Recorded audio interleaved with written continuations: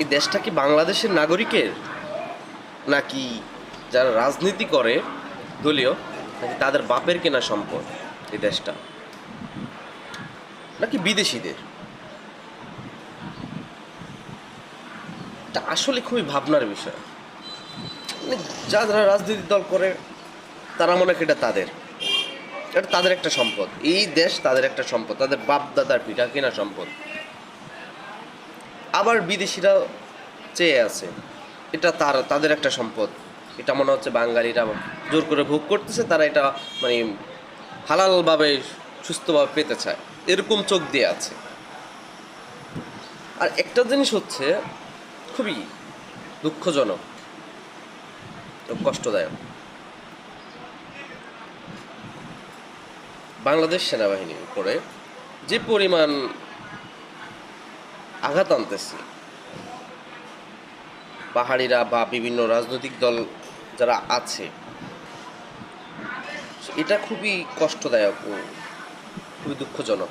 আসলে এটা ওখান থেকে না, এটা হচ্ছে সিস্টেমের দোষের কারণে, এটা হচ্ছে পরিপূর্ণ একটা সিস্টেমের দোষের কারণে।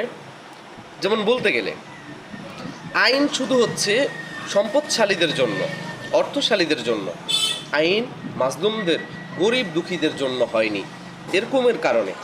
এমনকি আইন শুধু কেবল জনতার জন্য, আইন কোনো সরকারি কর্মকর্তার জন্য হয়নি। এইসব কারণে আজ আইন ব্যবস্থার যারা আছে, আইনের লোকগুলো আজকে সেই হয়রানি ও হেনস্থা হচ্ছে। এখন বিষয় হচ্ছে যে এখানে কেন আইন এত দুর্বল, কিসের কারণে আইন ঠেকা? আইন থাকবে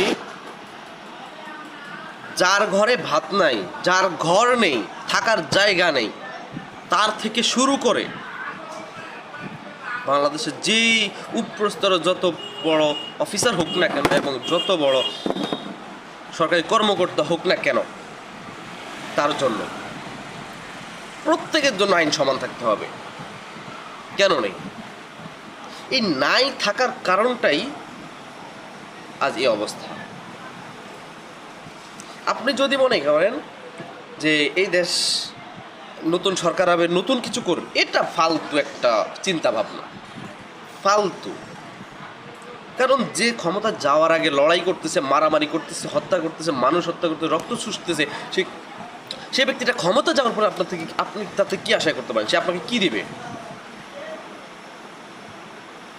আসলে ফালতু চিন্তা বাদ দেন, চিন্তা করেন কোথায় আছেন, কিভাবে